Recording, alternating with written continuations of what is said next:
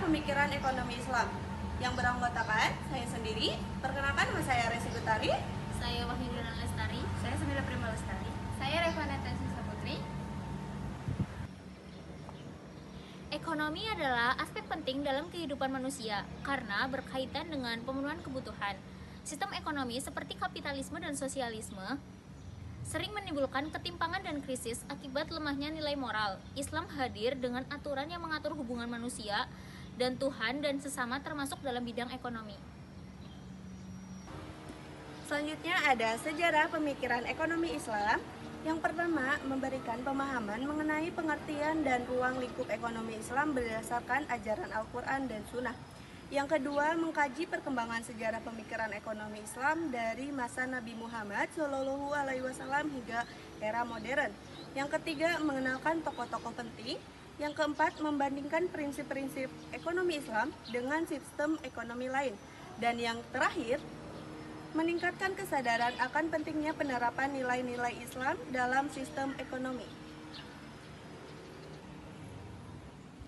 Selanjutnya yaitu ada sejarah perkembangan pemikiran ekonomi Islam. Yang pertama yaitu ada Nabi Muhammad SAW dan Khulafaur Rasyidin. Nah, pada masa Nabi Muhammad SAW sejak kecil tinggal di lingkungan bangsa Quraisy. Pada usia 24 tahun, Nabi Muhammad SAW mulai mengelola modal dari investor seperti Khadijah Ro dan titipan anak yatim kaya yang tidak bisa mengelola aset. Lalu ada perekonomian Islam pada masa Khulafaur Rasyidin.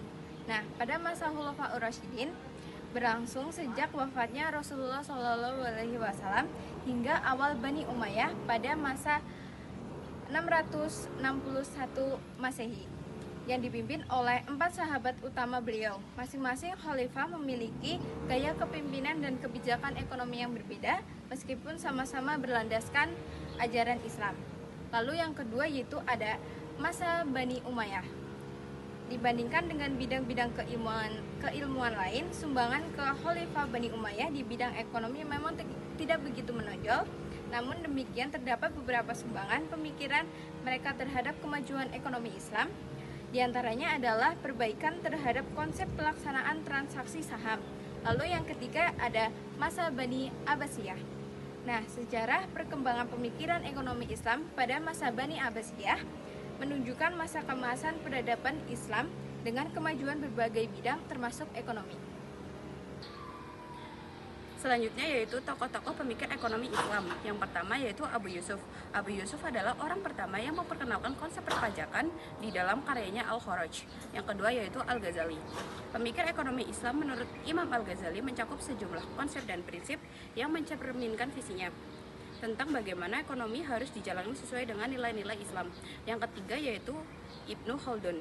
Salah satu karya fenomenal Ibnu Khaldun adalah kitab Al-Muqaddimah yang selesai penulisannya pada November 1377. Yang keempat yaitu Muhammad Baqir Al-Sadr.